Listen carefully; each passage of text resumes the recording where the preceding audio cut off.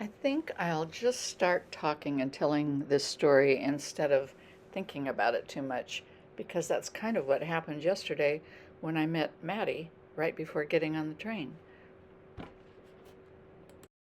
And that's why I'm finding all these little bits of blue in my photos to share with you today, because I was inspired by what he does and our conversation about color and other things.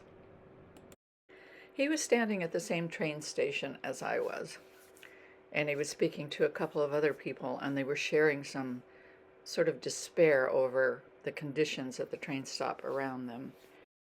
I don't often join in on these conversations, but I was filled with despair at what I had just walked by, just in a short block away from the Amtrak station to my city train station. And he appeared a safe person to talk to, possibly working for the transit system. And so I shared how sad it was about what I had just seen, and he concurred. And the train came while we were talking, and we both turned around and got on it. I wouldn't notice till quite a bit later that it wasn't even the train I was supposed to get on to. Or maybe it was. I think perhaps it was.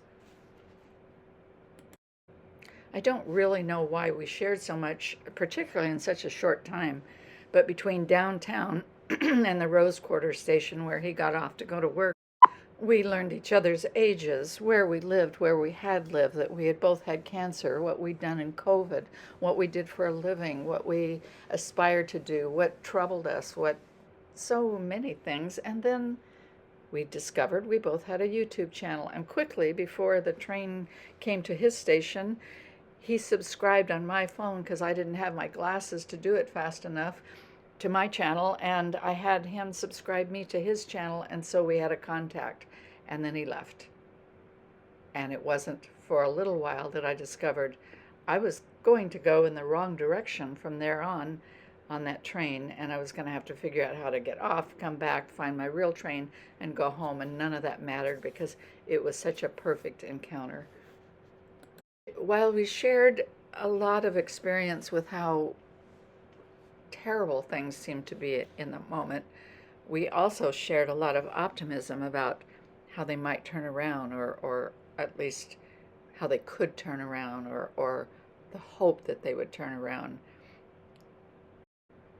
We both remembered what Portland was like before any of this happened. And we both expressed to each other our deep gratitude for what we do have right now.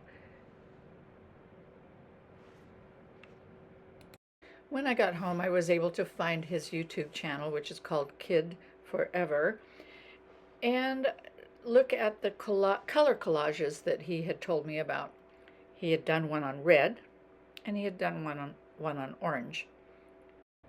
There wasn't one in blue yet that I could find, which is what made me start thinking about my own color choices and how I often use blue in my paintings or in my acrylic pours.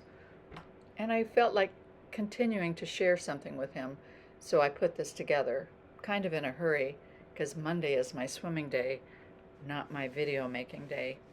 But I got up early, and I made this for Maddie. I wanted to keep the conversation with my new friend going.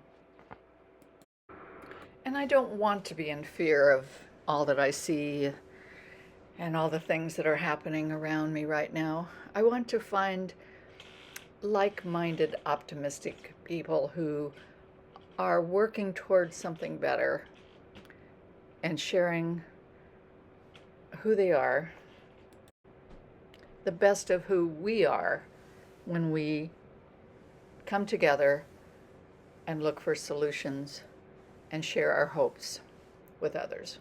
Thanks, Maddie.